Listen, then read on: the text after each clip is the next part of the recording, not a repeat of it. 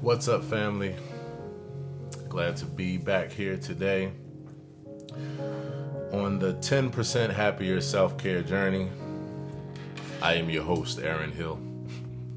That's how I feel like I want to start introducing. It just sounds like I should go in that direction. I'm just messing, right? So, I'm excited about today's lesson because it's about a word that you don't hear as much. I think I've heard of this word in the past, but I can't say honestly that I knew the definition of it until now. And what is that word? So that word is Interoception. Interoception. And so today's session is about interoception and meditation. So of course, what makes the most sense would be starting off with what the hell does interoception mean? And so I'm going to do that. And while I'm doing that, one way that you can follow along with what I'm saying is I just pasted the notes for today in the chat. And the definition is right there in the notes, as well as everything else that I'll be talking about for this session. So interoception and meditation. Let's talk about what it is. Interoception is a sense that provides information about the internal condition of our body, how our body is feeling on the inside.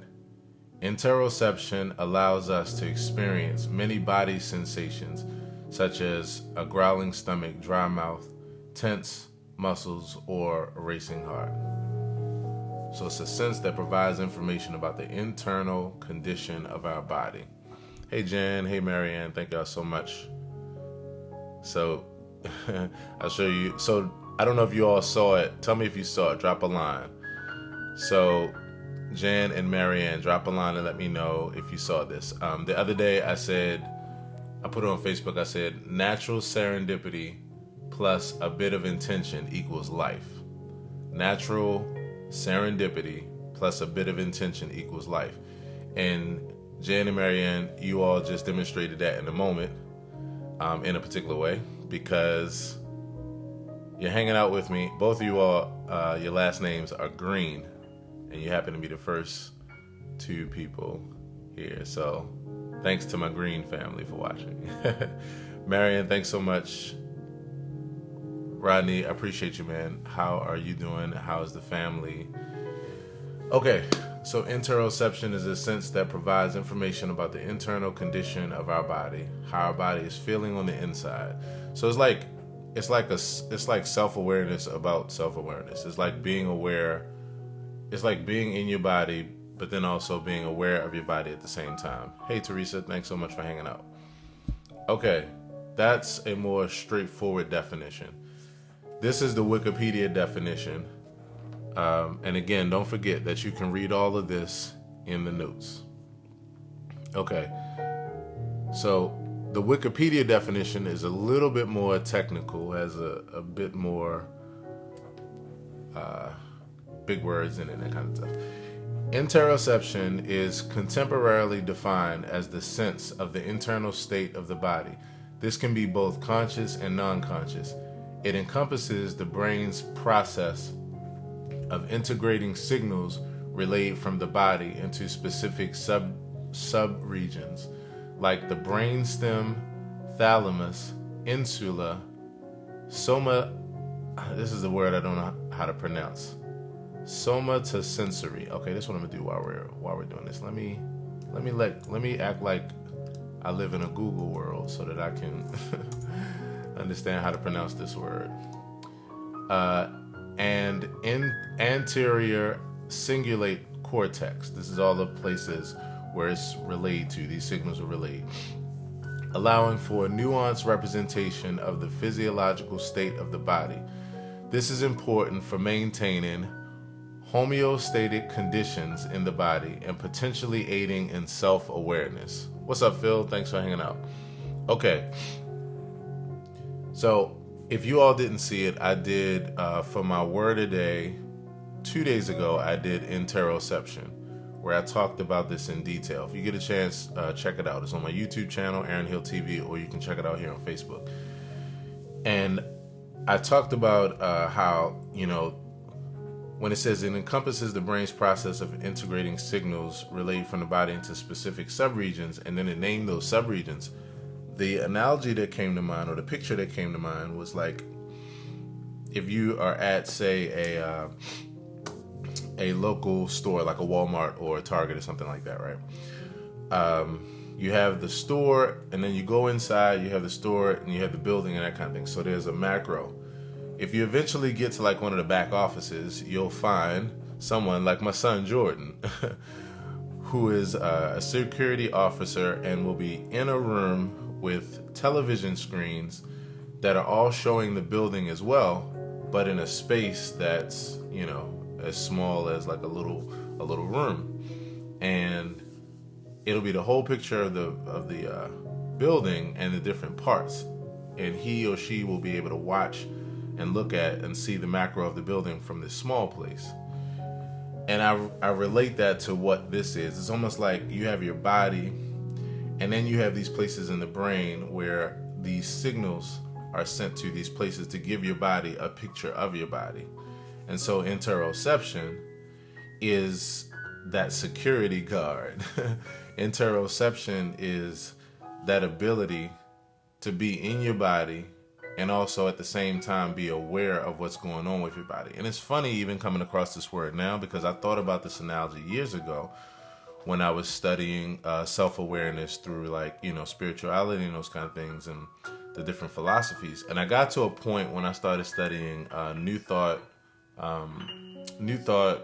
spirituality, as well as Eastern metaphysics and Eastern spirituality, like Hinduism and Buddhism and these kind of things, that there was this sense of having a body outside of the body to examine the body, So instead of the thing I like about this, to get to the real practical place, the thing I like about this is, instead of if you're experiencing an emotion, let's just use a negative emotion. This works for positive emotions too.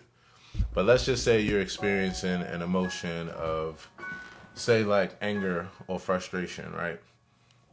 It can, depending on the level of it, it can encompass your whole body. It can really overtake your whole body. And you could be so much in that feeling that it overtakes you and you can't think outside of that. You can't think rationally. You can't make a different decision. You're very impulsive. And that's because at that point, you are identifying as your emotion. But interoception, as we'll see as we continue to learn and practice it, it helps you to, instead of being that emotion, you are like looking at yourself having that emotion, or looking at where it's showing up, and allows you to detach enough to still be at peace, still like keep your composure, not be impulsive, not be overtaken, not have a huge buildup of anxiety and depression and stress. So that's how I see it. It's like the security guard in the office watching the television screens. He or she is actually looking at the entire building or the entire campus or whatever it is. Even though they're looking at it in a small space, they can monitor it. They can see things before it happens, and they have a macro view of things in a very micro setting.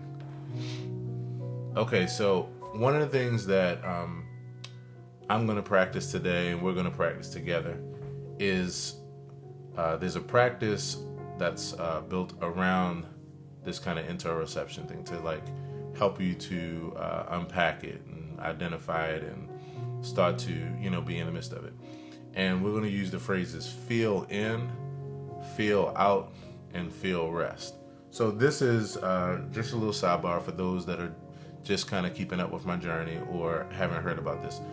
This is from the 10 Happier app, which is a meditation app that has a bunch of different courses by different authors in it. And so this is the session that I was going through today, and where they practiced this. I forgot the person that they said that developed this particular practice, but I'll go back and figure out the name. Oh, one more thing though, I just forgot about as far as interoception that I want to mention. So I put it up on my Facebook page a few minutes ago.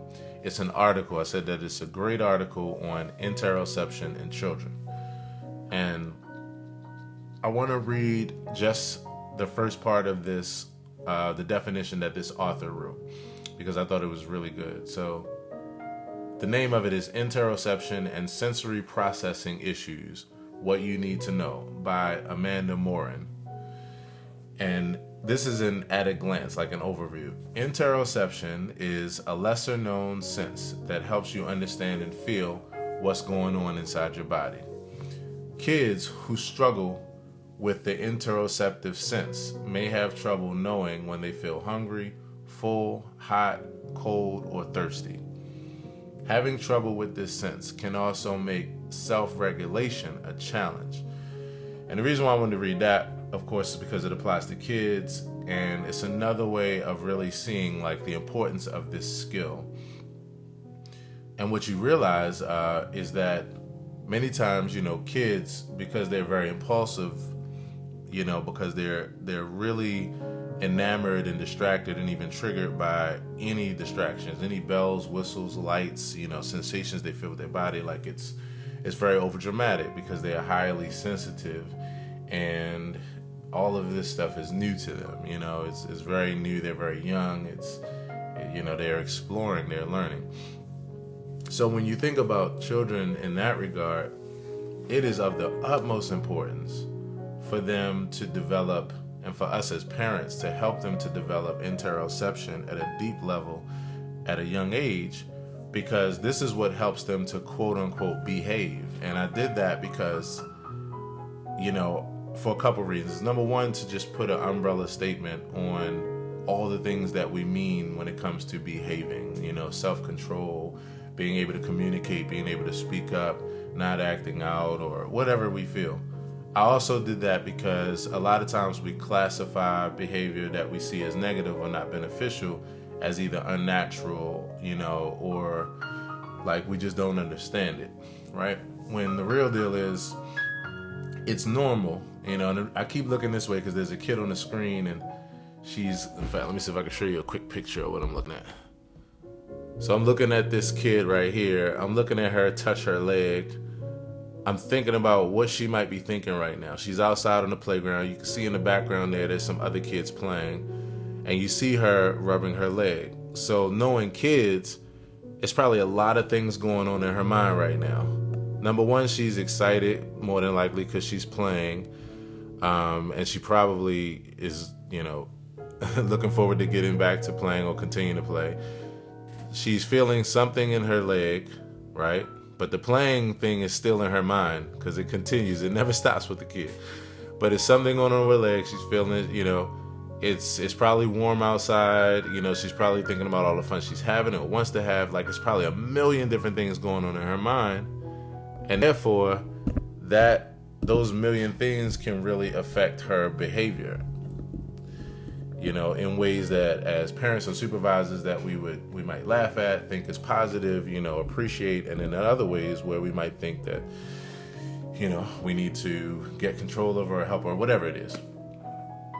Interoception, though, allows her to not be so caught up in all of these various experiences, but to be able to have like a mental picture in her mind of what's going on, and to be able to understand it in a different way, so that we probably would naturally see her more calm, enjoying herself, still in the fullness of the experience, but with a very keen sense of self-awareness.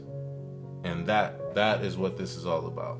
So that's why I wanted to read this, because like I said, kids who struggle with this, they may have trouble knowing when they feel hungry, full, hot, cold, thirsty, other sensations, because they don't know what it is. It's just like, what is this? This is happening.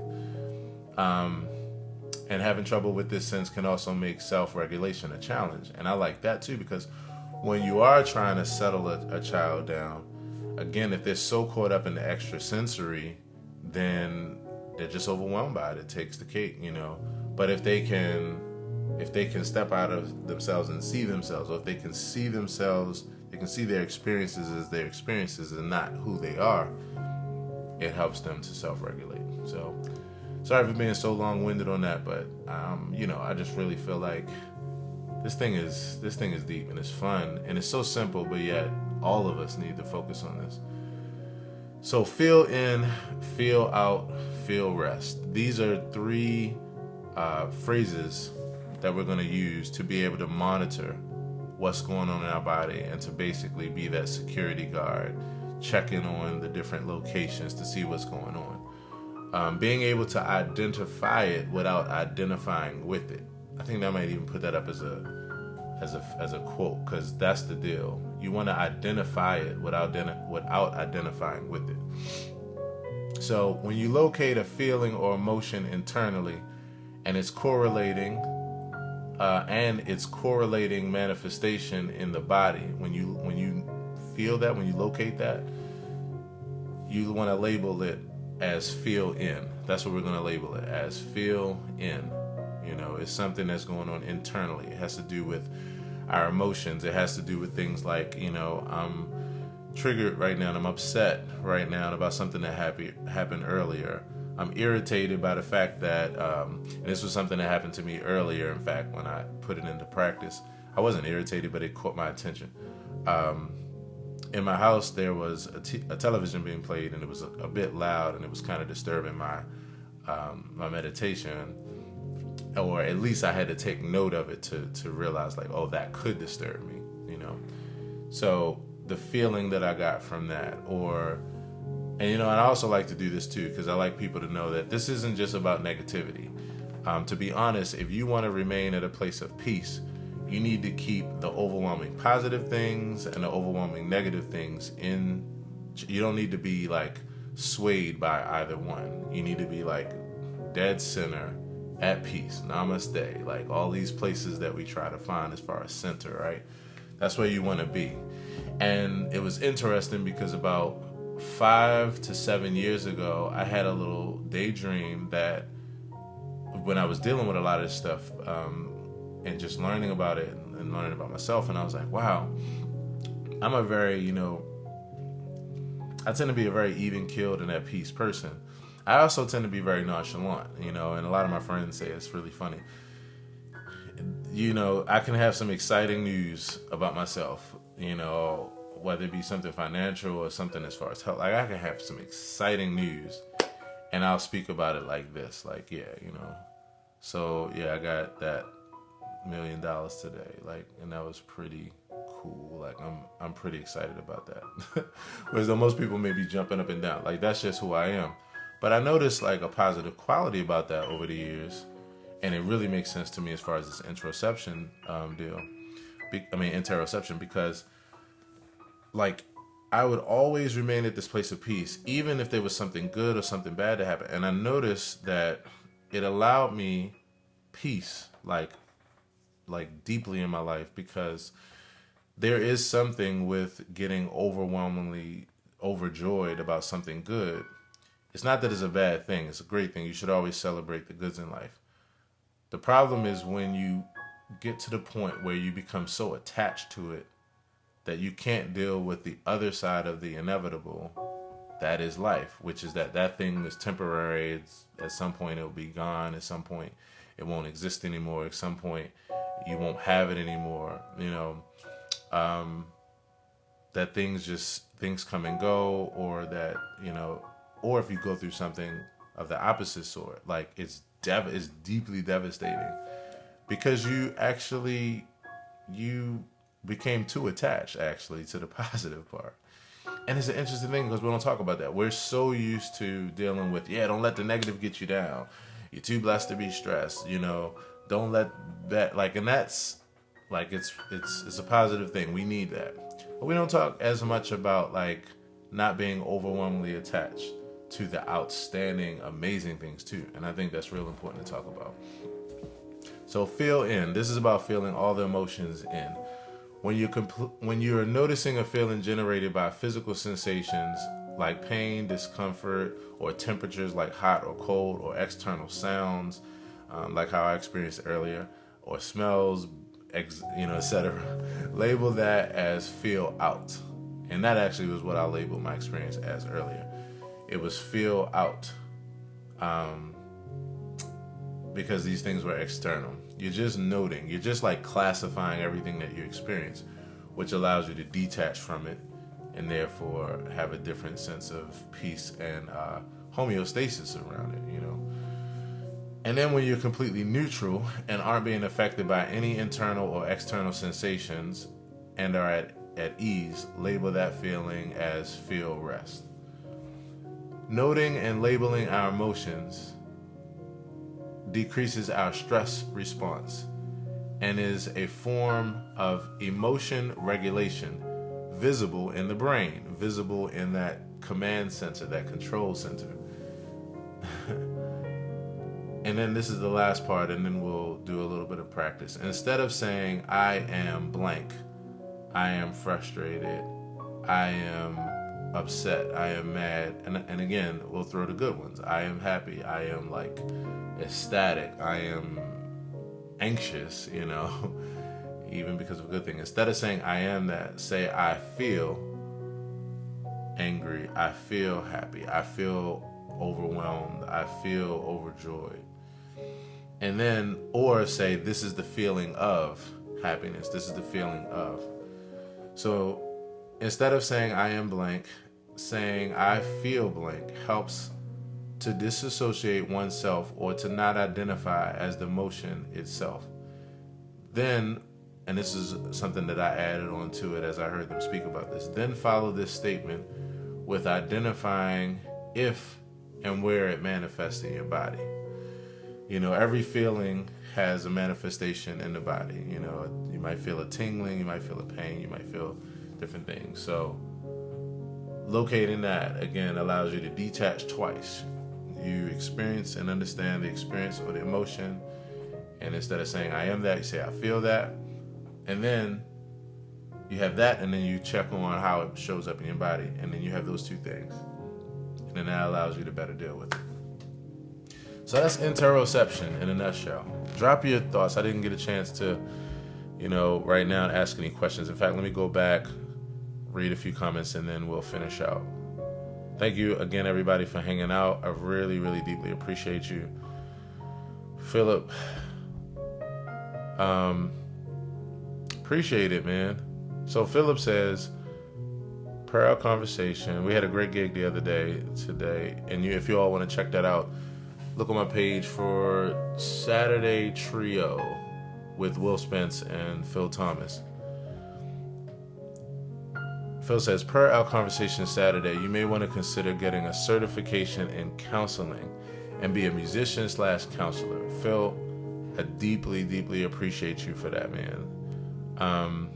This is something that I have really been thinking a lot about, and I've been trying to figure out what my approach would be. And so that's why I'm doing these videos. I'm learning every day. I have apparel coming out, y'all. I have apparel coming out. So see this shirt right here, right? Okay, I wear a lot of these kind of shirts, right? These are my workout shirts. I wear them day in and day out as my apparel, like it's a part of my flow. So because of that, what I'm going to start doing is this year, I'm going to start having some of my quotes and my sayings and, some of my favorite things that I've created on shirts that you'll be able to buy, on workout shirts like this and on t-shirts, because those are like two of the main things that I wear. And so look out for that. And what made me think about that was this saying that is going to be one of the shirts that I do immediately. It's my acronym AIS, always in school, right? And so based off of what Phil is saying, like that's how I feel. I'm always in school. So what I'm trying to do is I'm learning a new skill in life.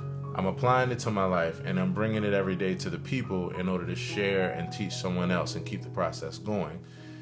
And because of that, and I'm deeply into psychology, so because of that, I have really considered becoming a counselor.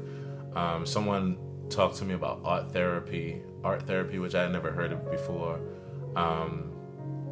So I'm trying to figure out what my approach is going to be when it comes to actual certification. And in the meantime, I'm just going to be being a counselor this way.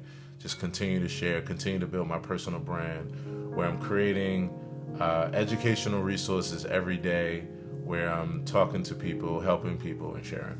So thanks, Phil. I really appreciate that. Darren, thanks for hanging out. Kyra, thanks for hanging out. My beautiful sister. Jewel Coleman, Marcus Johnson. Marianne says, I enjoyed it. Tell me what you enjoyed, Marianne. I know I got a couple things kind of swirling around. So let me know what you're mentioning. Okay, so now we come to the part where I'm going to do a bit of a practice in order to practice. Thank you, Marianne. In order to practice what we're saying here for myself and to lead as well, to share with others and to lead you in that practice. So one of the things that I'm really big on, it's a part of my brand, so to speak, of meditation and mindfulness, is the 30-second meditation technique.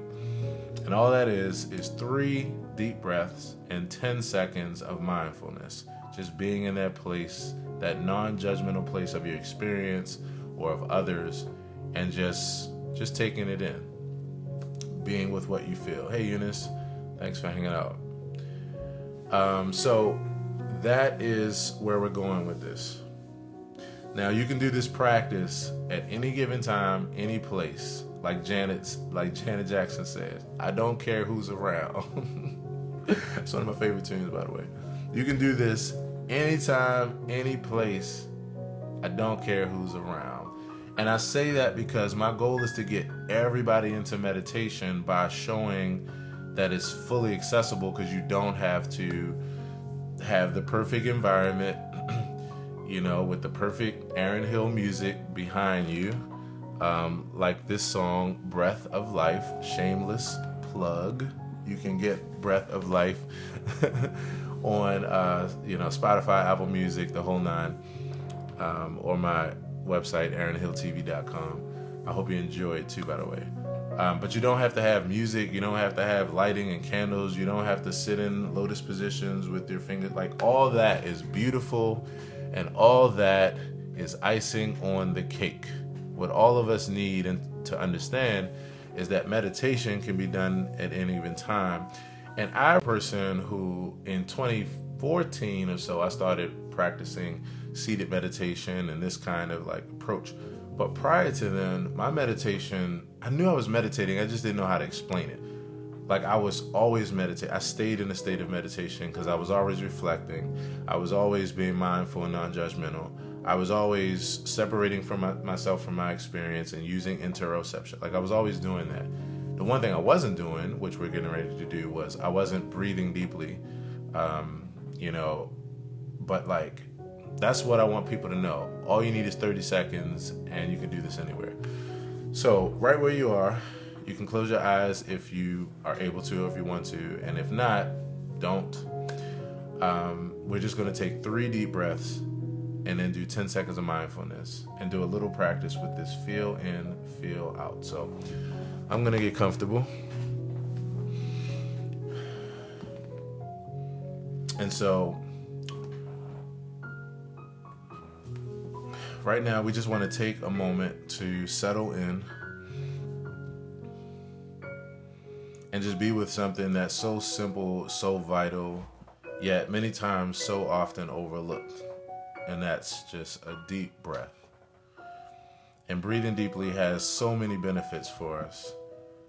The benefit of reducing stress, relieving anxiety, bringing more oxygen to our body, to our heart, to our mind, our brain, lungs. Like, it just really helps in a very, very deep way for our whole system, our nervous system and cardiovascular, etc. So we're just going to take 3 deep breaths, and with these breaths, we're going to hold them. We're going to take long inhales, long exhales, because this regulates the heart as well. It slows the heart rate down. So take a deep breath in through your nose and out through the mouth. Let's take another deep breath in and out.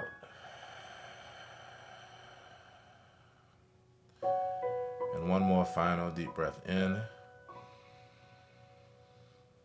and out.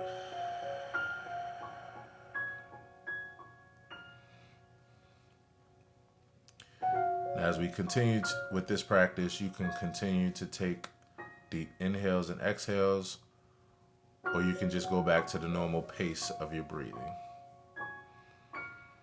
But we're going to take 10 more seconds just for mindfulness, which is being able to just be in this place with no judgment about how we're feeling, what anybody else is feeling, and just the fact that we're taking a few minutes to devote to our self-care.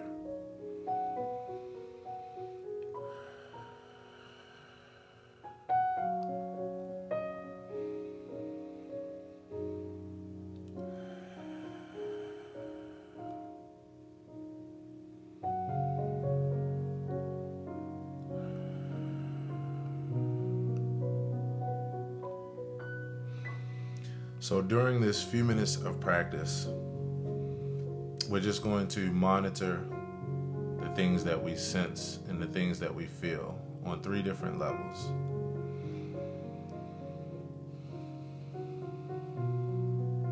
If there's any emotion that you feel, like the emotion of frustration or anxiousness, nervousness, anger, fear, even the good emotions like giddiness from being happy, or even overwhelmed from excitement, anxiousness. We're going to label those feelings as feel in, because we're feeling them inwardly. So just take note of the feeling and just say silently to yourself, feel in.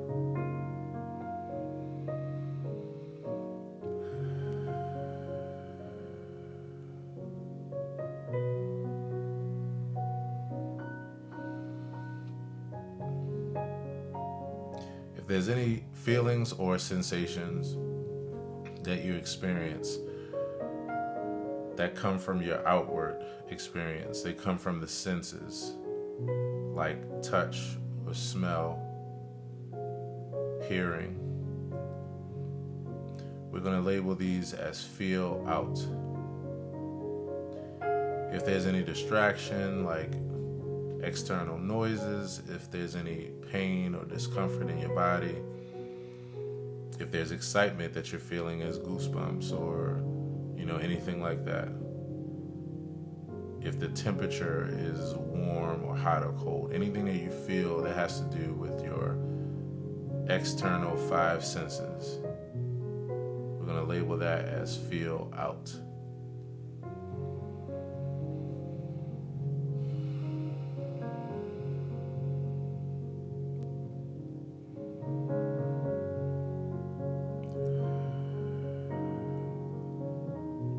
And then lastly, any experiences or the experience of feeling completely at ease. If you feel totally in a place of homeostasis and at ease, where you aren't being pulled by external sensations or internal emotions, and you just at a place of serenity, a place of peace, a place of homeostasis, ease or rest, we're going to label that as feel rest.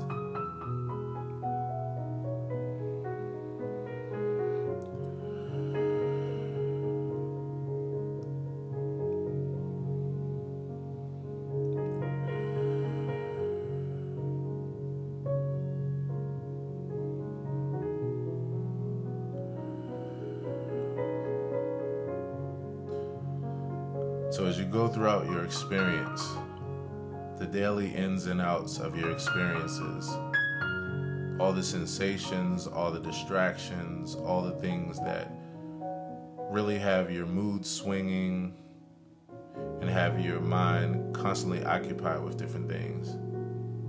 Take this practice of interoception and use it to scan through those emotions and sensations and label them as feel in, feel out, and feel rest.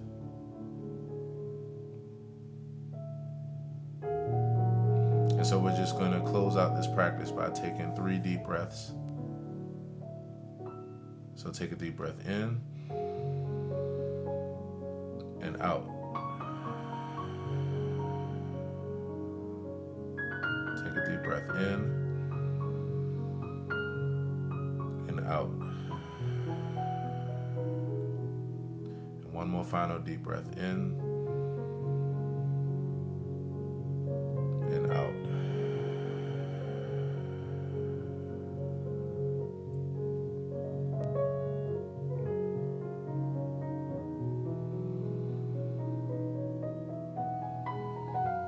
Ready, you can come back and join the stream of consciousness and the live stream if you're here on Facebook Live. Thank you all for taking part in that if you did. And the thing that you can do, you can always come back to that. You can come back to this video.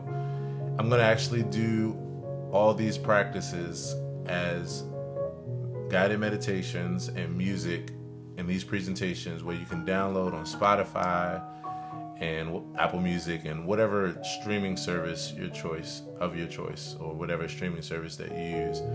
If you use YouTube, it'll be there.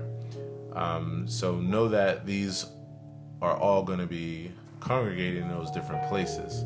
And I've already started. If you get a chance, check out my first meditation. This is a part of it, in fact, is a meditation called Breathe Deeply, which features this music, Breath of Life, with a guided meditation on the top, similarly to what we just did. And so I'm going to put all these in those kind of expressions. So definitely look out for that. Drop a line if you have any questions. And that's it. Thank you so much for joining me for this session today. I really, really appreciate you. If you have any feedback for me, please drop it in the comments. And if you enjoyed the music, go check out Breath of Life everywhere online. Just type in Breath of Life Aaron Hill. And then finally, if you enjoy this content that I do and you want to help me to continue to make content like this, you can support me by looking at the information in the comment section of this video or the description, depending on where you're watching it. So that's about it. Let me know if this was helpful to you.